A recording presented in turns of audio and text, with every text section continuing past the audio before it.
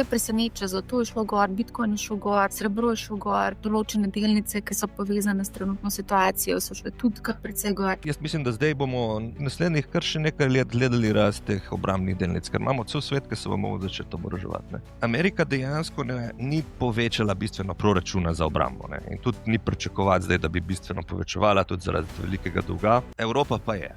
In to je bil ta šok, ki je potem dvignil vse te delnice krat 2, krat 3, odvisno od delnic, zato so se te bolj splačale. Ni problem pri proizvodnji, problem je v časovnici. Mi lahko tiste havbice, ki jih oni proizvajajo, tanke, kot jih oni proizvajajo, lahko tudi mi naredimo, ampak bomo rabili čas. In oni imajo pa že narejeno celo proizvodno strukturo tam in nam lahko dobavljajo zelo hitro, zato je Hanma tudi toliko rasla. Jaz mislim, da bo obrambna panoga zdaj še kar nekaj časa za njim. Pozdravljeni, sem Marja Milič in gledate Money How, prvi podcast o upravljanju denarja pri nas. V leto 2026 smo vstopili v zelo zanimivo obdobje, ker pravzaprav geopolitični šoki niso več izjema, ampak stalnica. Dogajanje v Venezueli in odziv energetskih trgov znova potrjujeta, kako tesno so danes prepleteni geopolitika, varnost in konec koncev tudi borza. V tokratni epizodi se bomo osredotočili predvsem na obrambno panogo, saj se izdatki konec koncev tudi za obrambo povečujejo, zaveze držav članic NATO pa se iz političnih obljub vse bolj prelivajo tudi v večletne proračunske načrte. Vprašanje, ki marsikoga v tem hipu zanima v luči vseh teh geopolitičnih trenj, je seveda, ali je investiranje v obrambno panogo še smiselno, ali so mogoče pričakovanja in tveganja že vgrajena v cene delnic, ali in kakšne seveda donosnosti lahko pričakujemo v tej panogi. Hkrati pa mogoče za tiste, ki radi lovite vroče zgodbe, katere so tiste podporne panoge, ki bi lahko profitirale ob seveda obrambni panogi, in pa ključno vprašanje, kaj pa, če se vseeno zgodi mir, kdo bo tukaj profitiral. Skratka, o tem smo vsebino smo preverili v epizodi Money How. Preden gremo pa na to epizodo, vas vabim, da obiščete našo spletno stran money-how.si. Danes smo ravno objavili članek, kakšen vpliv imajo geopolitični šoki na portfelje dolgoročnih vlagateljev, ki pravzaprav seciramo in analiziramo pretekle dogodke in seveda kakšni so bili konec koncev tudi vplivi geopolitike, teh šokov, energetskih kriz in varnostnih tveganj na dolgoročne naložbe. Kar precej zanimive ugotovitve prihajajo iz te vsebine. Vabim vas, da si pogledate. Vabim vas tudi, da postanete naš naročnik na Money How Premium, kjer poleg takšnih člankov, kot je ta, dobite tudi seveda dostop do modrega AI, ki vključuje praktično celotno vsebino Money How, od podcastov do delavnic, do bootcampov, vse je noter vključeno v tem modrem AI-ju, ki v bistvu vam pomaga odgovoriti na vse vaše dileme in vprašanja. Hkrati vključuje tudi taksistenta, mislim, da bo to postal zelo aktualen v februarju, zaradi tega, ker bo pač potrebno pripraviti podatke za oddajo davčne napovedi. Taksistent omogoča uvoz poročil iz Interactive Brokers, pomaga tudi pri Trade Republic, ravno zdaj razvijamo tudi Revolut in pa lotili se bomo Trading 212 poročil, tako da upam, da bomo tudi kmalu to objavili.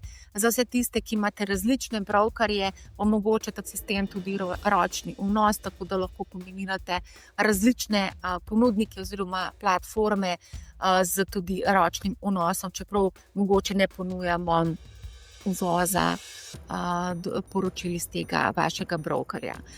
Skratka, bootcampov je tudi kar nekaj pripravljenih v letošnjem letu, zlasti v začetku leta, začnemo že s 22. januarjem. Vabim, da se nam pridružite. Na voljo so tudi delavnice investiranje za začetnike, investiranje v delnice in pa seveda knjiga Mami, oče, ali smo mi bogati.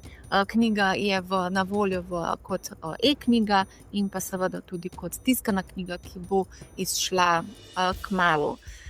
Tako da toliko zaenkrat, želim vam prijetno poslušanje. Pred mikrofonom je Rok Brezigar iz NLB Skladi. Zdravo, Rok. Živijo. Zdravo. Mi da bova danes secirala obrambno panogo v luči vseh teh geopolitičnih tenzij, ki jih vidimo po svetu. Vstopili smo v zelo razburljivo leto 2026, praktično z napadom Amerike na Venezuelo in zdaj ne vem, kako se pravilno reče, ugrabitvijo predsednika ali kako bi rekla temu, da bo politično korektno. Ne bi vedel dejansko, ker mislim, da je zelo redko se je zgodilo kakšen podoben scenarij. No.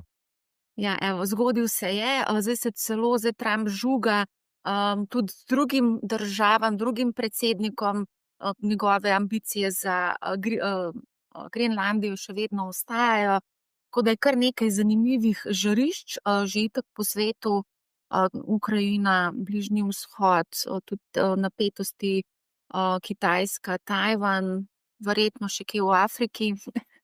Tako da je kar nekaj teh zanimivih geopolitičnih, recimo temu šokov, bilo, še vedno prihajajo in eden od megatrendov, ki sem jih zadnjič proučevala, je tudi geopolitika, varnost, energetika, tako da bova danes malo to tematiko secirala.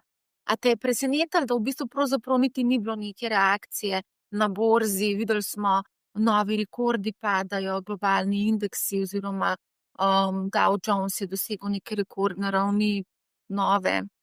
A te kaj preseneča, zato je šlo gor, Bitcoin je šel gor, srebro je šel gor, določene delnice, ki so povezane s trenutno situacijo, so šle tudi kar precej gor. Ma niti ne, zato ker dejansko je bilo to pričakovano do ene mere.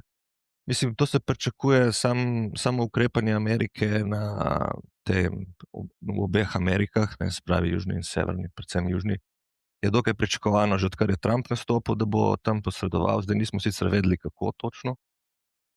Izvedel je eno vojaško operacijo, ki so jo recimo kakšni Rusi samo želeli. Ne, se pravi, zelo hitro, v par urah je ujel Madura. Tako da nekih pretresov vsaj zaenkrat še ni bilo. Ne. In načeloma za trge kot take bi rekel, da je odstranitev Madura celo pozitivna. Ne. Zato ker Maduro je sodeloval dejansko s Kitajsko, z Rusijo je bil v tem polu. Njihova proizvodnja nafte se je poslabševala zaradi zelo slabih političnih in ekonomskih odločitev. V bistvu so razpadali naftne ploščadi oziroma naftni sistemi za izvleči nafto ven. In kot tako, zdaj lahko pričakujemo celo vlaganja Amerike, če bo seveda šlo po scenariju, ki so se Američani zamislili. Ne. Lahko pričakujemo celo vlaganja potem in bo to povečalo proizvodnjo nafte in bo tudi nekako zmanjšalo ceno nafte, naredilo bolj predvidljivo pretok nafte. Tako da zaradi tega bi jaz rekel, da je za trge celo pozitivno. No. Če bo scenarij normalen. Če bo normalen, je. Videli smo tudi skoke, nekateri tečaji so kar precej poskočili teh naftnih podjetij, Chevron, ExxonMobil, so kar poskočili. Zdaj marsikdo se na tej točki vpraša, a se splača investirati v to vrstne delnice. Težko rečem. Zdaj Chevron, predvsem Chevron je skočil bolj kot Exxon, zato ker ima dol že nekatere kapacitete in zdaj pričakujejo pač, da bo zaradi tega lahko povečal črpanje dol. Ne. Zdaj seveda tle dosti dogovarjanja, zdaj kdo bo sploh nastopil v Venezueli kot voditelj. No. Če bojo sploh dopustili Američanom zraven, še zmeraj se lahko upirajo. Tako da bomo še videli, zna biti razburljivo ali pa ne. Se pravi, odvisno, kaj se bo zgodilo, ampak če zdaj ta naslednica, ki naj bi prišla, je že govorila o tem, da noče Američanov. Če bi se upirali, zdaj eno je seveda, bi rekel, nastop pred ljudmi, kaj hočeš povedati, pa potem se prilagodiš, mogoče pa res še kakšni nemiri in se bojo upirali. Tako da v tem primeru bi lahko prišlo do neke vojne, ne, ampak nekih spopadov, mogoče regionalnih tam. Ampak, okej, zdaj, če bi nekdo razmišljal, zdaj, videli smo to, se ponavadi, ko se zgodijo neki taki šoki, se zgodijo tudi neki kratkoročni premiki. Zdaj, tukaj smo videli pri Chevronu premik navzgor, ne, ampak sama infrastruktura, veliko stvari treba še narediti, da bi v bistvu lahko nazaj prišli na tiste nivoje črpanja nafte, kot so bili pred ne vem kolikimi desetletji. Tako da tukaj to je v bistvu dolgoročna zgodba. To ni, da boš ti z danes na jutri lahko precej To je v denarja bistvu dosežel. zelo dolgoročna zgodba, ker tudi predtem, preden je nastopil Chavez, ki je bil pred Maduroma, ne, mislim, da je bilo približno 3-4-kratnik, mislim, so črpali nafto 3-4krat več kot zdaj. Ne. In potem so pač te sistemi začeli propadati. In takrat so imeli Američani tam seveda svoj foothold, se pravi, so tam oni bili prisotni. In zdaj to je propadlo in zdaj bo treba to seveda ponovno investirati. Plus te nahajališča nafte niso tako lepa, kot so mogoče, ne vem, v Saudski Arabiji ali kje drugje. To je tle težka nafta. In tudi te tako imenovane ogromne rezerve Venezuele so tako malo polepšane. No? Zato, ker je ta zelo težka nafta, v bistvu je bilo tako, mislim, da so imeli 100 milijard teh sodčkov nafte približno pred Chavezom, pa so odkrili ta zelo težko nafto, ki je pa v bistvu že bila skoraj kot en katran, je zelo težko jo pridobivati. In so takrat se odločili, da bodo to rekli, da je kar normalna nafta, pač ker vsak poroča za svojo državo. In je kar narasla rezerva na 300, se pravi največji. To zato, da bi naredili čim večjo težo v OPEC-u takrat, da bi lahko imeli čim boljše pogoje. Ampak dejansko približno 200 do 150 milijard teh sodčkov je zelo težko pridobivati. In bojo mogli pač Američani nekako računati, da bo ta preostanek poskušali zdaj čim prej izčrpati, ampak tudi to bo trajalo. Mislim, da 1 leto skoraj sigurno ne bomo videli nekih posebnih prilivov večjih od tam. No. Zdaj, marsikdo vse veš, kako razmišljajo mali vlagatelji, pač sploh tisti, ki radi lovijo vroče zgodbe. Ja, cena zlata je spet poskočila, trenutno je na $4,466 za trojansko unčo, srebro je še bolj poskočil, trenutno $78,5 za trojansko unčo. Se ti zdi zlato, srebro kot nek beg pred temi negotovimi časi dobra investicija, še vedno? Težko rečem. Mislim, zdaj je res že fajn poskočilo. Sam se z zlatom sicer ne ukvarjam toliko, ampak definitivno je v tem trenutku, ko so neke nemiri v svetu, to je fajn beg denarja tja. Potem seveda tudi mislim, da so centralne banke tudi dosti kupovale in dvigovale ceno. Tako da jaz osebno ne bi zdaj pričakoval po takem skoku nadpovprečne donose na področju zlata. No. Je pa res, da bomo videli, kaj se bo dogajalo, ker če bojo kakšne večji konflikti, bi znalo biti še pestro. Ja, mislim, napovedi so vse sorte, do $10,000 za trojansko unčo. So tisti največji skeptiki, kot je Jamie Dimon, je v bistvu rekel, mogoče po tem trenutku smiselno imeti nekaj zlata pri sebi, čeprav so visoki stroški hranjenja. Nekaj zlata ni nikoli narobe, ampak eno je, da imaš 5% svojega portfelja v zlatu, kar je popolnoma legitimno, mislim, dobro za večino vlagateljev, ali pa imeti 50%. Ne. Absolutno je. Mislim, 50% absolutno mogoče malo preveč. Nekaj malega je pa vedno fajn imeti. Zdaj, danes zjutraj sem se ukvarjala z vplivom geopolitike na portfelje dolgoročnih vlagateljev. In sem če nekako povzamem, ugotovila, da tehnično gledano povzroči neke kratkoročne vplive lahko, povečano volatilnost, ampak na dolgi rok pa v bistvu sama geopolitika, razna trenja, razni ti šoki, ki smo jim priča, niti nimajo vpliva. To so razni ti indikatorji, Global Risk Indicator od BlackRocka, recimo, pa recimo zelo zanimiv indikator je Geopolitical Risk Index, ki ga pripravljajo, zdaj to ne znam izgovoriti, Matteo Icovielli. On recimo tudi v bistvu pri izračunavanju tega indeksa upošteva vse te naslovnice, ki se pojavljajo vezane na geopolitiko in potem izračunava. Ta indeks recimo njegov je zdaj na dnevni ravni kar precej poskočil na 300 indeksnih točk, medtem ko je dolgoročno povprečje 100 indeksnih točk. Ne. Tako da nek kratkoročen vpliv so zaznali tudi v drugih teh raznih dogodkih, ki so se zgodili v preteklosti, ampak na dolgi rok nekega prav preveč velikega vpliva nima, razen seveda, če pride do nekih sprememb, o katerih se bomo tudi danes pogovarjala, recimo povečanje izdatkov za obrambo, a ne.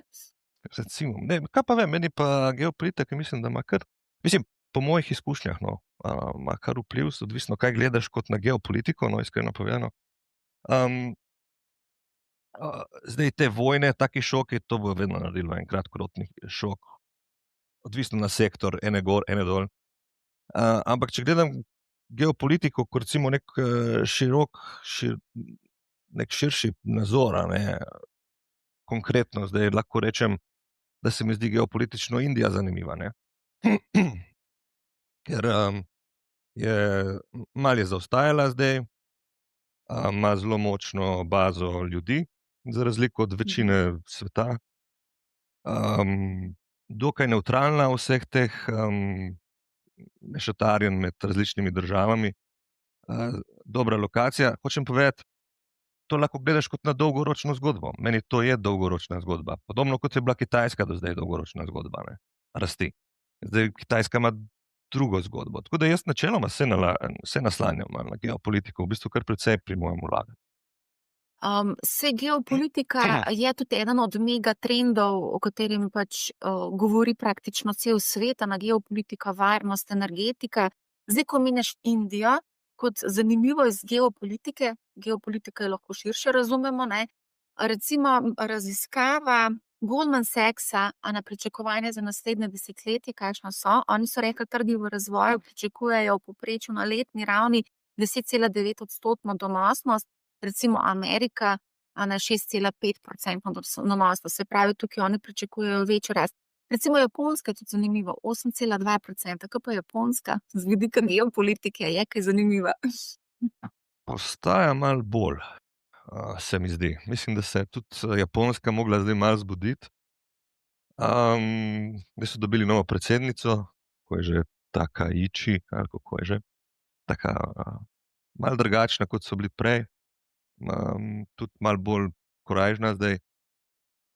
Že tako je šla v nek konfrontacijo s Kitajsko, začela je malo več, kako bi rekel, spodbujati gospodarstvo. Tudi Japonska zdaj ima malo inflatornih pristiskov končno po dolgem času, da tako rečem, plače rastejo. Tako da, glede na situacijo v svetu in mislim, da in glede na zadnje dogodke, mislim, da se Japonska začenjala malo zbujati tudi gospodarsko, no. In obrambno tudi. Vse v Japonski bomo se enkrat proločeno naredila epizodo, se mi zdi, da zna biti zanimiva zgodba. Imeli smo tudi primere carry trade, se pravi, kupuješ poceni v bistvu na Japonskem, zato da denar, zato da v bistvu kupuješ pa druge investicije. Ne, se zato so obrestne mere, kaj so se zvišale, potem so ta carry trade so malo. Okej, a gremo mi zdaj na obrambno panogo? Zdaj, marsikdo v luči vseh teh geopolitičnih trenj, pa to, da pač NATO bo povečeval, članice zveze NATO bojo povečevali izdatke za obrambo, marsikdo se tukaj sprašuje, tisti, ki niso vstopili v to panogo, a smo zamudili to vročo zgodbo, je še čas, koliko še lahko se v bistvu pospnejo tečaji teh vročih delnic iz obrambne panoge. Odvisno, kako gledamo, ne. Se pravi, če gledamo tu kot, se pravi, tega presenečenja ne bo več verjetno, ne, se pravi, to vpliv tega presenečenja. Se pravi, zdaj je bil, takrat nas je vse predramla ta invazija Ukrajine, da tako rečem, no, saj so bile že prej kaj, ampak ta je bila ta glavna. In smo ugotovili, da bo potrebno več vlagati v obrambo, ne. Zdaj, na nek dolgi rok lahko pričakujemo to, da se bo zdaj povečevalo. Namreč Amerika tudi sama po sebi, mi smo imeli zdaj 80 let neke prevlade Amerike, nek obrambni sistem, ki so ga oni takrat oblikovali in se potem, oni so bili bolj kot, ne bom rekel policaji, ampak tisti, ki so skrbeli za red predvsem na morju in potem so se Evropejci lahko bolj fokusirali na rast, bolj po padcu Sovjetske zveze seveda smo še manj vlagali v obrambo, ne. In zdaj nas je to malo predramlo, tako invazija, kot stališče Amerike, da se oni malo umikajo od te vloge policaja oziroma oni, njihov namen je zdaj bolj obe Ameriki, ne, severna pa južna, tam se zdaj fokusirajo, zato tudi zdaj težijo za Kanado pa za Grenlandijo, ne, ker oni bi radi obvladovali ta del, vse ostalo pač preložili na druge. Ne. Tako da tega stališča, ne, mislim, da bo mislim, ne, da bo obrambna industrija še zmer rasla. In če je bila prej neko presenečenje, mislim, da bo zdaj bolj konstantno in zdaj bo ta klasična, bomo gledali bolj dobičke pa finančne teme. Prej je bil pa šok, ne, prej je bil, imamo tam, ne vem, Rheinmetall, ki dela, pa pol je pa vojna, ne, se pravi, da bomo mogli dosti vlagati in je šla delnica krat 3. Ja. Tako da jaz mislim, da zdaj bomo naslednjih kar še nekaj let gledali rast teh obrambnih delnic, ker imamo cel svet, ki se bo mogel začeti oboroževati. Ne. Japonska se je že, Koreja, Evropa, Avstralija bo mogla, ne, poleg Indija, zelo pomembna tukaj, ker Indija recimo sama je bila zelo zmedena, ali kupiti evropske oziroma ameriške sisteme ali ruske, pa so se odločili za ruske sisteme. Ruski sistemi so se izkazali za zelo nezanesljive, med drugim zdaj v Venezueli, ne, kar pomeni, da moraš zamenjati vse. Tako da jaz mislim, no, da bo obrambna panoga zdaj še kar nekaj časa zanimiva. Kolikšno povprečno letno rast pričakuješ, a pa če so kakšne napovedi glede tega? Mislim, jaz nimam v glavi številke točne, ne, ampak mislim, da bo nadpovprečno rast. No. Se pravi, bomo videli, bo preprosto večji od indeksa. To je moje predvidevanje. Od indeksa katerega? Sorry, nisem slišala. Od splošnih indeksov. Od splošnih indeksov. Se pravi, pač nadpovprečna rast bo. Ne bo pa zdaj, ne bomo videli verjetno 60-70% rasti, ne. Bomo videli bolj v ranga 15-20, verjetno. Mislim, to je zelo zdaj take napovedi, ki so odvisne od veliko dejavnikov v trenutku. Ne. Trenutno je to svet zelo nepredvidljiv. Od katerih dejavnikov je to vse skupaj zdaj odvisno? Se pravi, če bi prišlo do nadaljnjih nekih eskalacij? Tako. Videti moramo, kaj se bo zgodilo s Tajvanom. To je zelo pomembna zgodba. Kitajska je zelo jasna, da ga želi nazaj. Svojo vojsko oblikuje že več let v namen, da ga zasede. Hkrati se kopiči zdaj trenutno obramba Japonske, pa bomo videli, kaj bo Amerika naredila. Tako da tam recimo če napade Tajvan, bojo obrambne delnice poskočile več kot 20%. A ti misliš, da zdaj, ko se je zgodil v bistvu ta napad ZDA na Venezuelo in v bistvu, ko so nekako strmoglavili predsednika države, da bi se lahko tudi Xi Jinping opogumil in šel v neko podobno akcijo v Tajvan? Zdaj ima kot neko, kako bi rekel, legitimno, ampak neko bi malo kopiral ne, bi rekel, mi bomo tudi odstavili, to je res. Po drugi strani je Amerika zdaj pokazala nek svoj, kako bi rekel, show of force, ne, se pravi, pokazala, da je močna in da je pripravljena tudi nekaj narediti. Ne. In medtem ko Venezuela je nekoliko pomembna za Kitajce, je bistveno manj kot recimo Iran. Iran ima pa zdaj precejšnje težave. Ne. Iran se je takrat spopadel z Izraelom in izgubil, da tako rečem.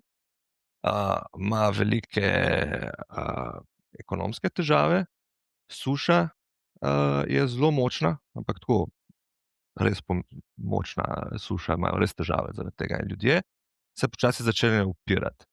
In če bi zdaj se vmešala noter Amerika ali pa Izrael, lahko pride tudi do padca režima. To pa je problem za Kitajsko, ker Kitajska pridobi tam cirka 15 do celo 20% vse nafte, ki jo potrebuje, dobi od Irana. Ne. In na ta način malo, kako bi rekel, prestrižeš lahko krila Kitajski. Tako da Kitajska ima to Ahilovo peto in to je energetika. Sicer delajo dosti na to, da jo ne imeli, ne. Zato imamo tudi veliko sončnih celic, ki prihajajo z Kitajske in električnih avtov, da bi se čim bolj osvobodili tega.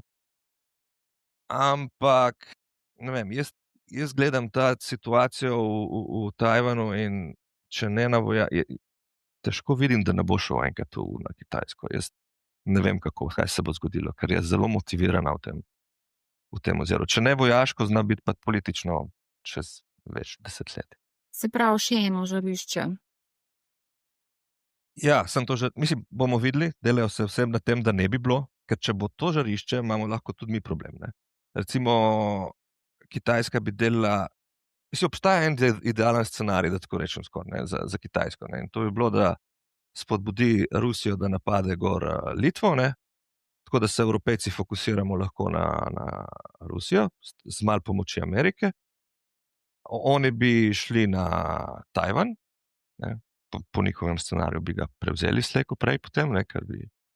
In potem bi oslabljeno Rusijo lahko, zaradi spopada z Evropo, bi lahko prevzeli še ozemlje Rusije tam, ker tam je Rusija prevzela velik del kitajskega ozemlja in Kitajci in Rusi, tudi če mogoče zgleda drugače, se res ne marajo. Mislim, ko bi rekel, to je en tak zelo širok scenarij, no, ampak je ta Tajvan, mislim, da bo še vroča točka. Bomo pa videli, kaj se bo zgodilo, ker se dela veliko na tem, da ne bi bilo vojne. Tako da je pa zelo nevarno. Je zelo nevarno, da pride pol v tretjo svetovno. Ok, gremo mi dva nazaj na obrambno panogo. Zdaj tukaj imamo tudi spopad recimo med temi ponudniki. Dajva mogoče najprej ločiti ameriško obrambno panogo pa evropsko. Kaj lahko poveva o tem? Zdaj, če gledamo delnice, ne, so bile evropske bistveno bolj so se odrezale. Zdaj, prav zaradi, v bistvu bilo tako, Amerika dejansko ni povečala bistveno proračuna za obrambo. Ne, in tudi ni pričakovati zdaj, da bi bistveno povečevala, tudi zaradi velikega dolga. Evropa pa je. Ne, in to je bil ta šok, ki je potem dvignil vse te delnice krat 2, krat 3, odvisno od delnic. Zato so se te bolj splačale. Ne. Kar se tiče samih sistemov, tudi Evropa ima relativno dobro orožje. Američani sicer prevladujejo bolj mogoče v letalih, predvsem F-35, čeprav paradoksalno Lockheed Martin je najslabše naredil, ampak zaradi drugih razlogov. Ampak mi imamo kar dobro orožje, ne, in zaradi tega tudi so potem zraste delnice, ker se lahko Evropejci naslanjamo na naše orožje. Tako da, kar se tiče za naprej, še zmeraj mislim, da bomo Evropejci bistveno več mogli vlagati. Ne. Razen če ne pride do konflikta na Tajvanu, pa tudi mogli Američani. Ampak drugače, ker mi Evropejci moramo najprej podpirati Ukrajino in potem moramo obnoviti lastne zaloge. Ne. In to bo trajalo. To ne se zgodi v enem letu. In mi te zaloge moramo, ne vem, v 5 letih recimo, ne, to traja. Zdaj gledam, koliko so bili donosni te ETF-i, ki investirajo v obrambno panogo. Recimo en evropski, sem se povedala, Wisdom Tree Europe Defense, ne. Oni so v bistvu year to date, če pogledamo, so ustvarjali 8,6% donosnost, year to date. Ne. Največja izpostavljenost je pa do Thales, Rheinmetall, BAE Systems je tudi na drugem mestu z 10%. A lahko mogoče malo bolj konkretno poveva o evropskih teh obrambnih podjetjih? Rheinmetall se mi zdi, da smo kar precej veliko slišali, omenjali se je zelo veliko. Rheinmetall je bil tudi med najbolj donosnimi. Ja. Rheinmetall je tako, malo je politična zgodba, ne, ker pač nemška politika podpira Rheinmetall, ne. Malo je pa ekonomska in seveda njihov biznis model. Ne. Ker oni delajo točno to, kar se potrebuje. Ne. Se pravi, strelivo, smodnik, tanki, te APC, se pravi, prevozno sredstvo za ljudi, pač oklepniki. No.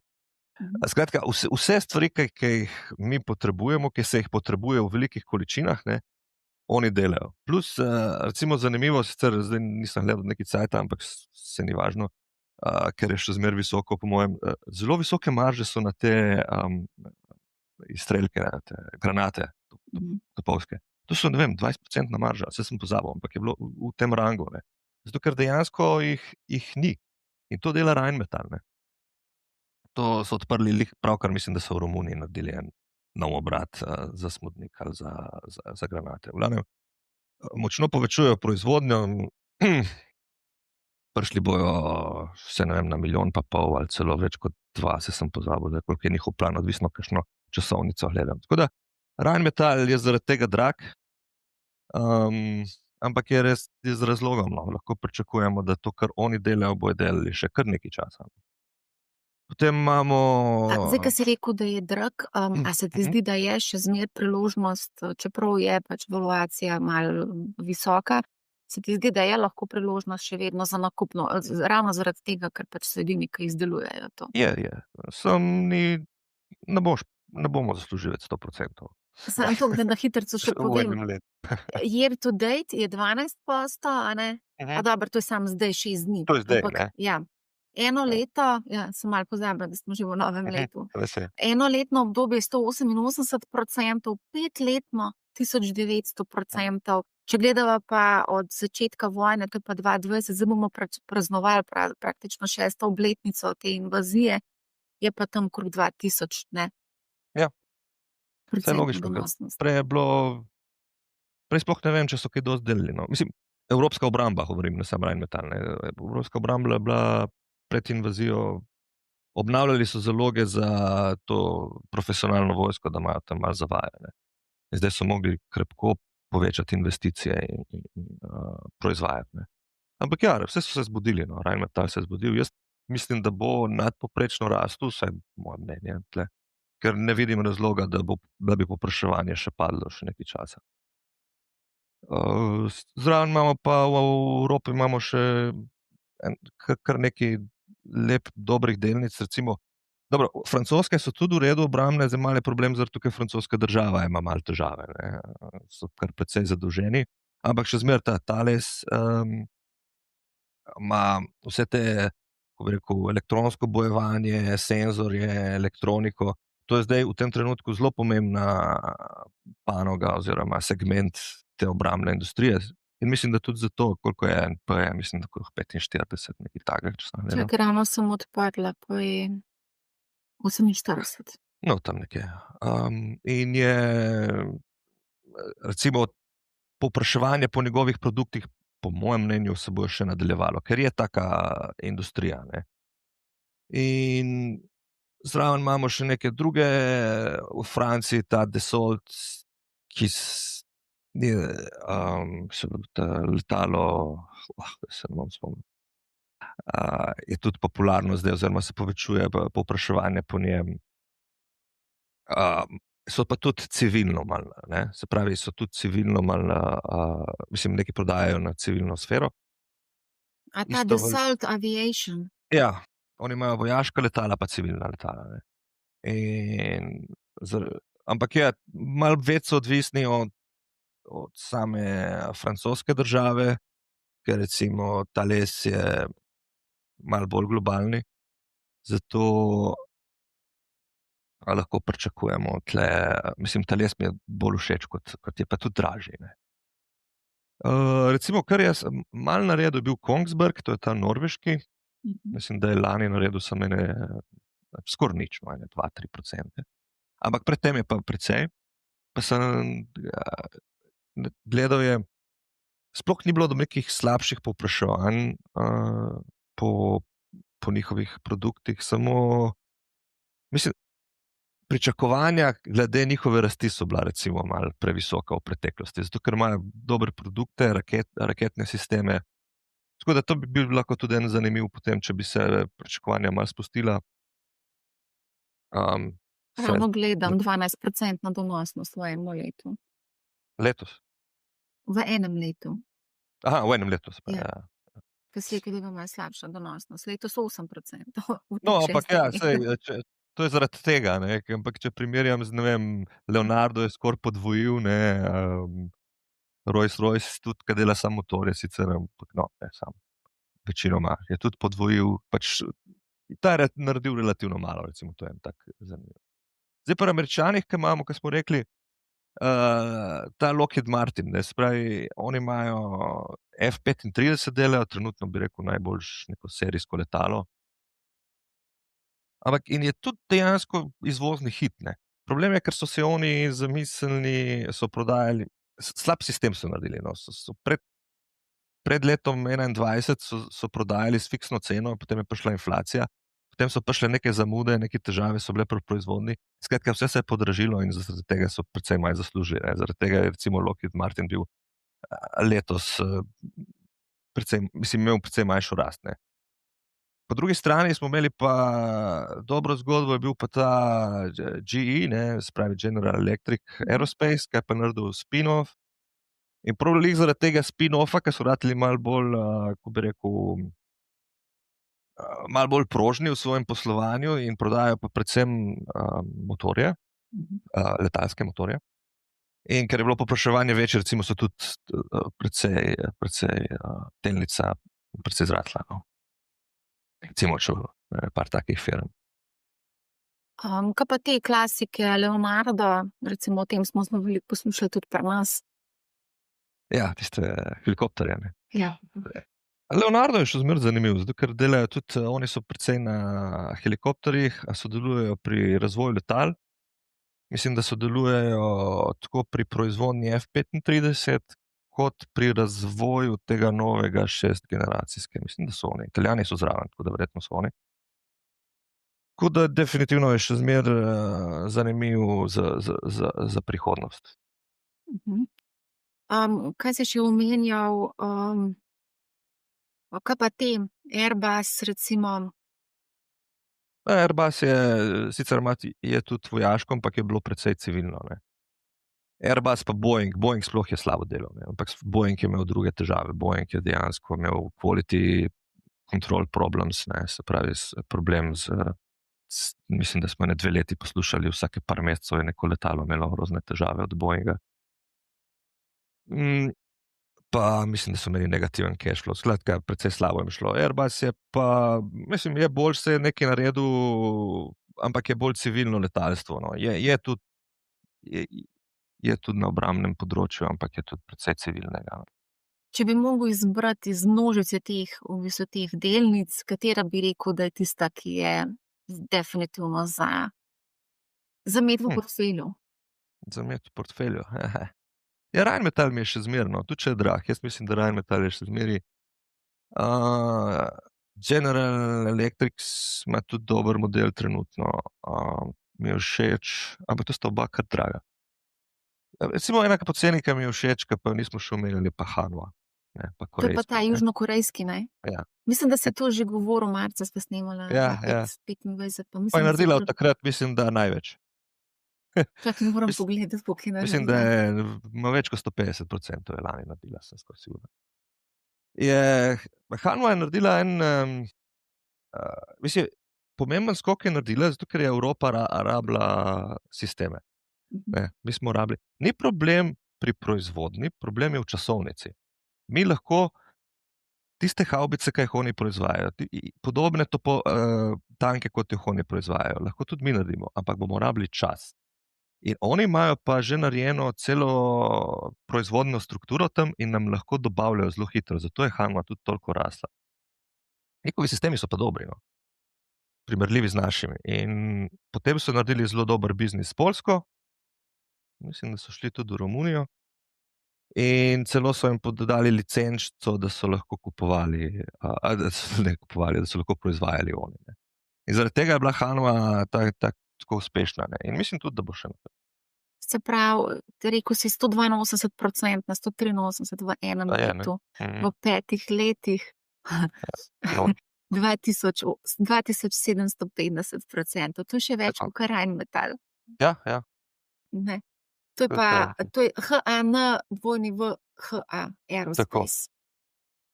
Zanimivo, ne? Pa zanimiv mi je tudi ta zdaj Mitsubishi Heavy Industries, japonski. Zdaj, Japonska se bo mogla oboroževati. Kje se bo Japonska mogla oboroževati? Predvsem v ladjah, pa raketah in letalih. In to prednjači prav ta Mitsubishi, ki je tudi, to je njihov Rheinmetall, bi tako rekel, no, za Japonsko. Ne. In Japonci so že rekli, da bodo povečali budžet, ki je sicer zelo majhen bil do zdaj, počasi povečujejo in mislim, da bojo vedno bolj.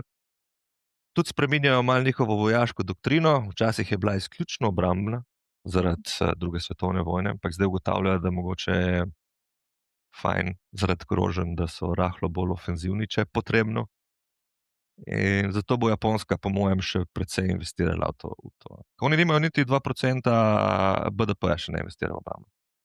Jaz sem tudi naredila pregled, sem preverila, katere države v bistvu koliko investirajo v obrambo in kar manjka, kar precej Ja, ja. manjka do tistih želenih odstotkov. Sej. Zdaj ne vem, ali bo že sprejet 5%, da je potrebno povečati izdatke v BDP-ju. A Mislim, da v NATO misliš? ja, Ne vem, ali je bilo formalno ali neformalno, ampak na 3,5 naj bi prišli. No.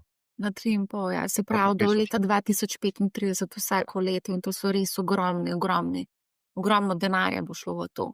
Kaj pa Tako, recimo poleg, kaj bi še lahko, a še vsaka panoga ima nek support drugih panog, ne? Katera panoga misliš, da bi tukaj lahko še nekako jahala na tem valu?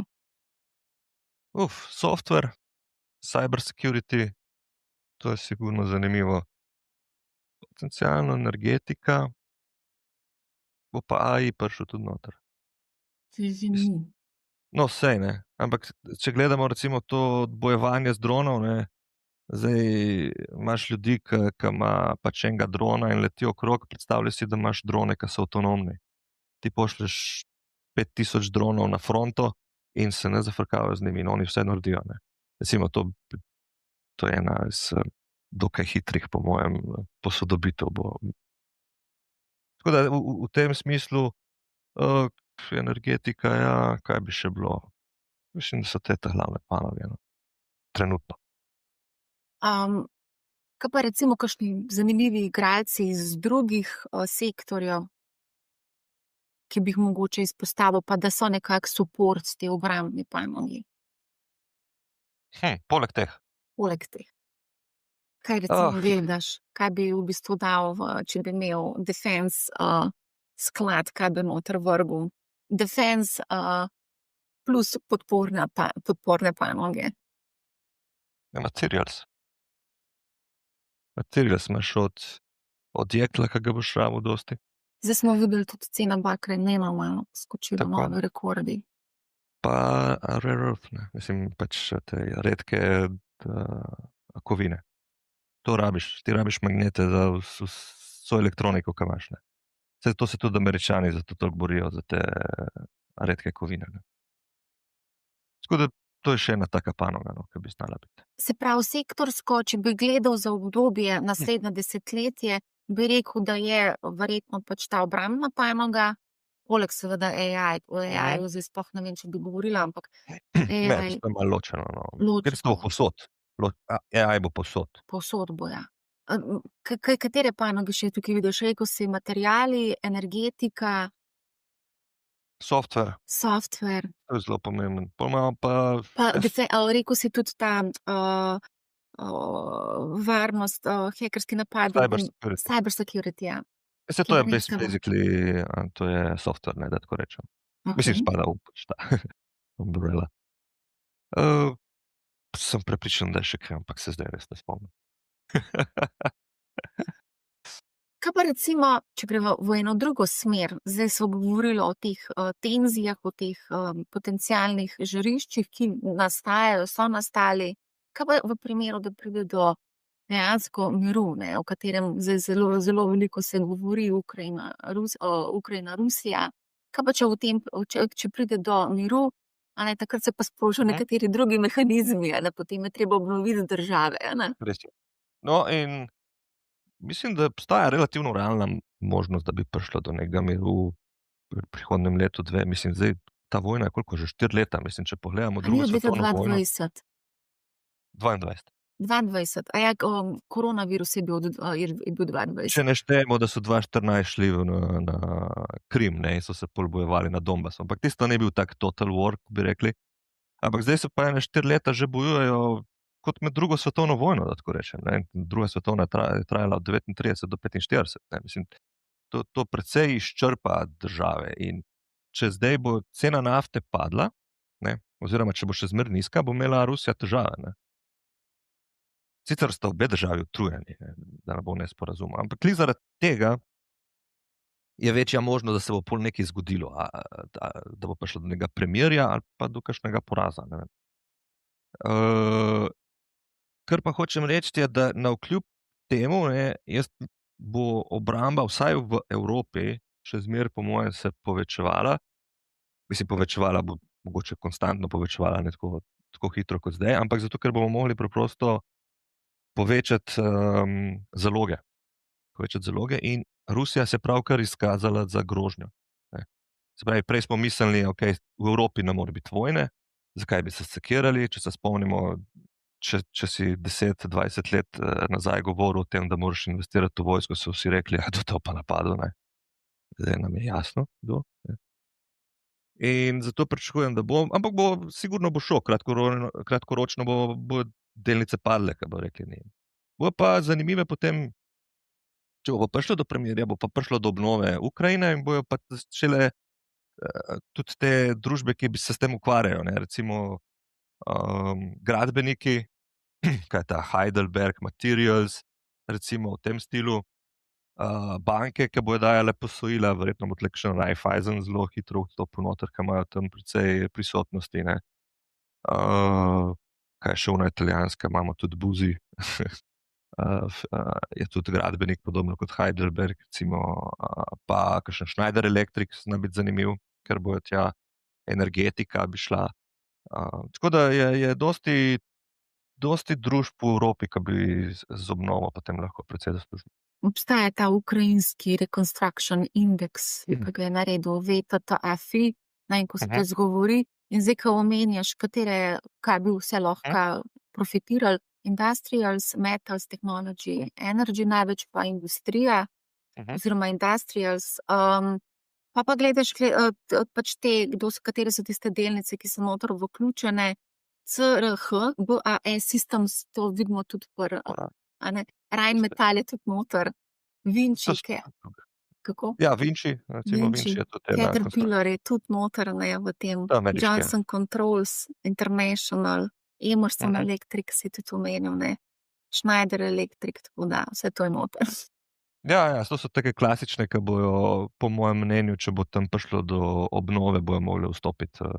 Ker to bo dosti denarja tudi, ki ga bo Evropska unija namenila, konec koncev bo tudi Ukrajina, ne, in to govorimo o desetinah milijard, ne, ki bojo šlo v to v relativno kratkem času. Kaj torej praviš, staviti na mir ali na nemir? Ali na oboje hkrati?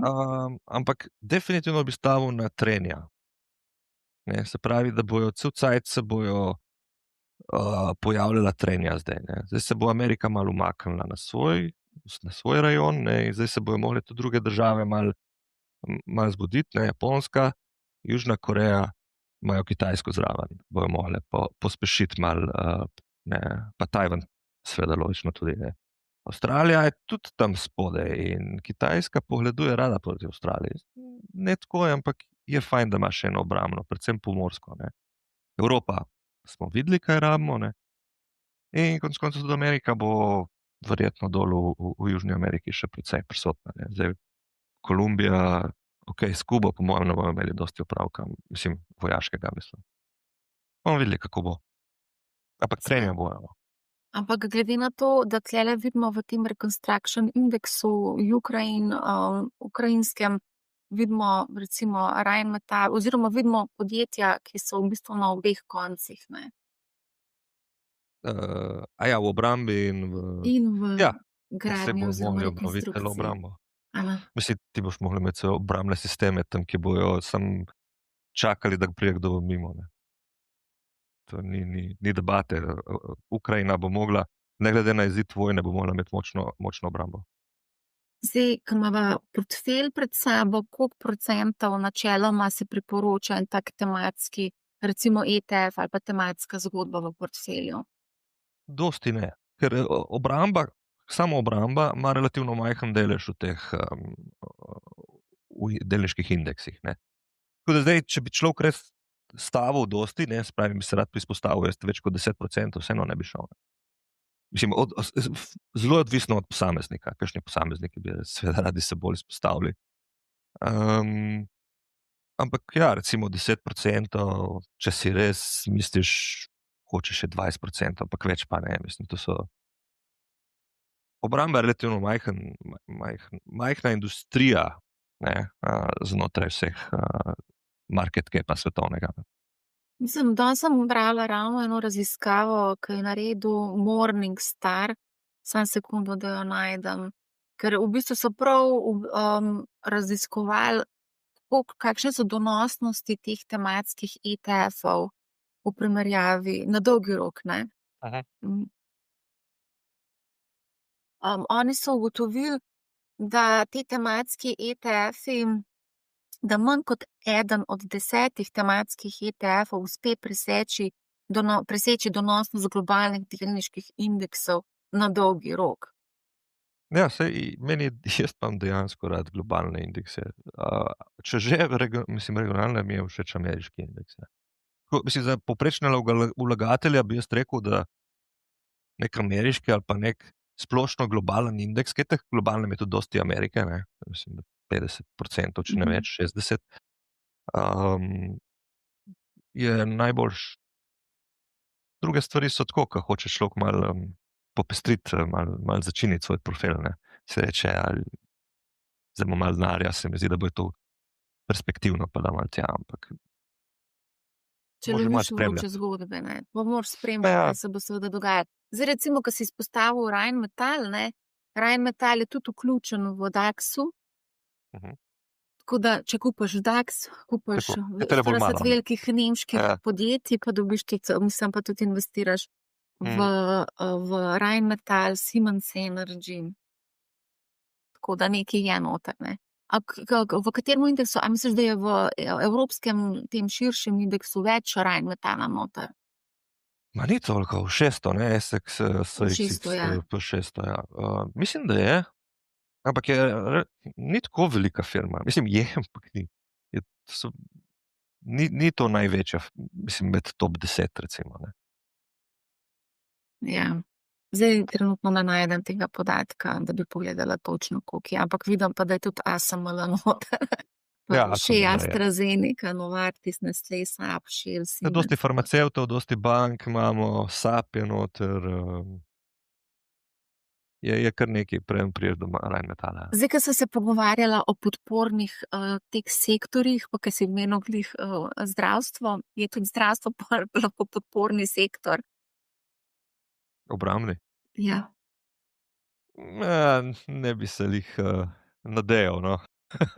Ker ponavadi zdravstvo je tisto neko zatočišče v primeru, da pride do nekih takih Ja, tako, v tem večjih. stilu. Ja. To pa ja. Acikličen je, ne, se pravi, ni toliko cikličen in je v primeru, ko vse, če bi drugo padalo, je eno zatočišče, ja. Je pa res, da če bo vse padalo zaradi konfliktov, bo obrambni sektor rastel. Kaj pa za to? Zato načeloma igra to vlogo, ja, da bo večje, ko so tveganja, bolj znalo rasti, ne. Zdaj bo še obrestne mere v Ameriki, če bojo padale, pa malo razvrednoten dolar bi znalo tudi vplivati pozitivno na zlato, ne. Saj jaz ne mislim, da je zdaj prav zaključena zgodba, samo jaz ne bi pa lih stavil dosti na zlato, no. Kaj pa Bitcoin? Videli smo, da je v bistvu od eskalacije v začetku tega leta je Bitcoin končno se premaknil iz 87 na 94 tisoč Ja, dolarjev. Bitcoin je ratal investicijska, pač je ratal neka investicija, ki jo potrebujemo v portfelju, če hočeš razpršiti, no. Meni je zelo pri srcu, da je to digitalno zlato, no, v tem stilu. Tako da ja, je zelo podobno, kot investitor imam zelo podoben odnos do Bitcoina kot do zlata. Nekaj fajnega je imeti, ne pa preveč. Aha. Kdaj pa misliš, da bo slovenske družbe za upravljanje investirale v kakšne ETF-e, ki sledijo Bitcoinu? To je bolj problem za, ne vem, to bi mogel compliance pa vse te. To so bolj pravni problemi. Jaz kot Jaz kot upravitelj bi sicer imel en sklad, ki je tudi za kriptovalute, da imaš Bitcoin. Ne vem pa, kako to gre skozi pravne postopke, ne zakonske. Mislim, nimamo še dovolj urejeno v Evropi, samo zakonodajo, kot vem zdaj. Na svet za poslušalce, gledalce, obramba, da ne. Jaz mislim, da še. Tudi še kar nekaj časa. Naj se ne obetajo previsokih donosov, ker mislim, da teh, ko smo bili priča leta 2022, 2023, pa tudi zdaj, ne bo več toliko. Upam, da ne, no, če sem prav iskren, ker če bojo res toliko, pomeni, da bomo imeli zelo blizu konkretno vojno. No. Tako da se bom zadovoljil z nadpovprečnim donosom delnic. To pa mislim, da bo, ker mislim, da ima kar dosti držav potrebo po oboroževanju in nima še dovolj kapacitet oziroma dovolj zalog. Ne. In bomo mogli dosti investirati tako v kapacitete, kot potem povečanje svojih zalog vojaških. Super, najlepša hvala za odlično debato. Hvala tudi vam. Poslušajte Money How, ne bo vam žal in lep pozdrav.